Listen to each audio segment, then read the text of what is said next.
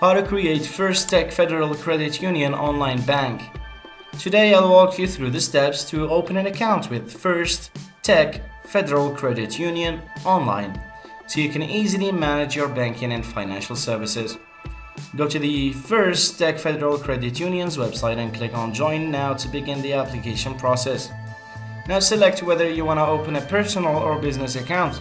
If you're new to First Tech, you'll be asked to verify your eligibility for membership through a family member's affiliation or through your employment. Enter your full name, date of birth, social security number, email address, and phone number.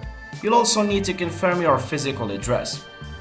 Create a username and password to access your online banking account and answer security questions to help protect your account. Select the type of account you want to open, whether it's a checking account, savings account, or another option offered by First Tech. Fund your account by transferring money from another bank account or depositing funds via check.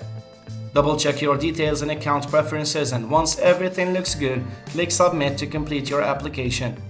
And that's it, you're now a member of First Tech Federal Credit Union and ready to start using your new online bank account for managing your finances.